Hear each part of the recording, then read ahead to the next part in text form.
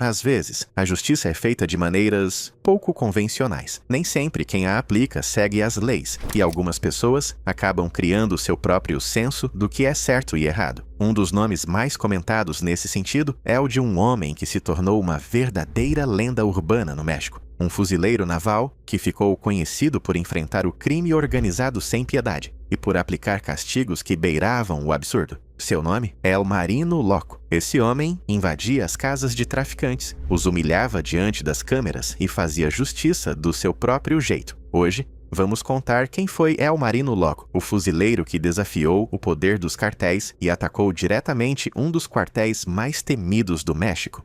A história de El Marino Loco. Pouco se sabe sobre a vida pessoal de Eric Morales Guevara, o homem por trás da máscara de El Marino Loco. Ele era discreto, reservado e evitava expor detalhes da própria vida. A única exceção era o seu canal no YouTube, onde publicava vídeos provocando e zombando dos grandes chefões do crime mexicano. Lá, ele aparecia encapuzado, usando o codinome que o tornaria famoso, El Marino Loco. Nos vídeos, via-se um homem alto, musculoso, de pele escura e voz firme. Nunca mostrava o rosto.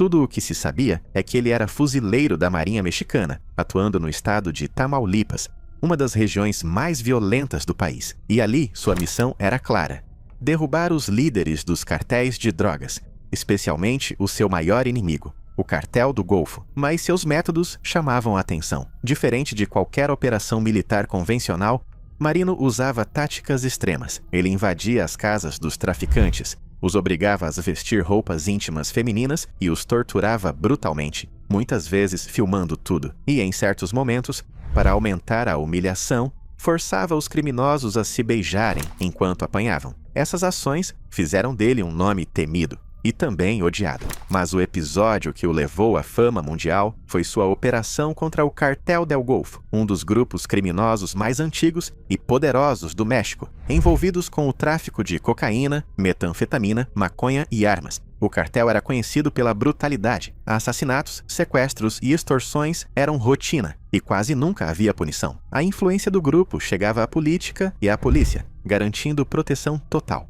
O poder deles era tão grande que tinham parceiros na África do Sul, nos Estados Unidos, na Europa e até na Ásia. Mas a raiva de El Marino Loco contra eles aumentou quando o cartel passou a dominar o mercado de prostituição local, o que também envolvia autoridades e militares. Com o tempo, mais de 200 mulheres desapareceram misteriosamente, e apesar de todos saberem quem estava por trás, ninguém podia agir. Foi nesse ponto que Marino decidiu ser a justiça com as próprias mãos. Por volta de 2006, seus vídeos começaram a viralizar no YouTube. A fama trouxe notoriedade, mas também colocou sua cabeça a prêmio. Nessa época, ele participava de uma missão para capturar Julián Loíza Salinas, conhecido como El Comandante Loco, um dos principais líderes regionais do Cartel do Golfo, em Reynosa. Mas antes que a operação acontecesse, Marino foi transferido para sua cidade natal, Tamaulipas. A frustração o consumiu. Ele havia se preparado por anos para aquela missão, e agora tudo tinha sido tirado dele. A partir daquele momento, Marino fez uma promessa a si mesmo: derrubaria o cartel custe o que custar. Durante uma nova investigação, sua equipe descobriu que o ex-presidente Juvenal Hernández era aliado do cartel havia anos. Marino e seus homens foram até ele para interrogá-lo, mas quem acabou cedendo foi o filho do ex-presidente, que, apavorado, revelou a localização de um dos chefes regionais, El TV. Determinados, Marino e sua equipe foram até o endereço indicado, mas El TV já havia fugido. Dominado pela raiva, ele destruiu a casa, espancou 3 membros do cartel e acabou destruindo provas que poderiam ser cruciais. Mesmo assim, após muita violência, um dos criminosos confessou. El TV estava escondido em um hospital na cidade de Tampico. Com a informação em mãos, Marino ordenou uma operação imediata. El TV foi preso e dias depois, seu irmão também foi capturado. Mas Marino queria mais. Seu novo alvo era El Mimido, conhecido como o Lorde das Drogas do Cartel do Golfo. Seus companheiros começaram a notar que ele estava ultrapassando os limites. Marino não temia ninguém. E quando finalmente chegou até El Mimido, ele repetiu o mesmo ritual. Invadiu sua casa, o obrigou a vestir lingerie, o espancou e o forçou a beijar os próprios comparsas, enquanto tudo era gravado. O vídeo se espalhou pelas redes e causou um escândalo. A Marinha Mexicana condenou publicamente suas ações, chamando-as de desumanas e antiéticas. Mas, para parte da população, Marino era um herói. Alguém que fazia o que o Estado não tinha coragem de fazer. O Cartel do Golfo tentou transformá-lo em aliado. Mandaram presentes, dinheiro, bebidas caras e até mulheres, mas Marino rejeitou tudo, afirmando que não se deixaria corromper. Quando questionado sobre suas ações, ele publicou uma declaração dizendo: eles escolheram ser bandidos. Entre eles, sempre há alguém que quer ser o macho alfa, o chefe. Então, quando eu os pego, faço com que dancem e ajam como mulheres. É uma forma de humilhá-los e mostrar que nunca serão o que pensam que são. A frase gerou ainda mais polêmica. Muitos entenderam que, ao tentar combater o machismo dos criminosos, Marino também estava reforçando estereótipos, tratando o ato de se vestir como mulher como algo vergonhoso. Mas, independentemente das críticas, ele não parou. Depois de prender El Mimido e recusar os subornos, El Marino Loco declarou guerra aberta ao Cartel do Golfo.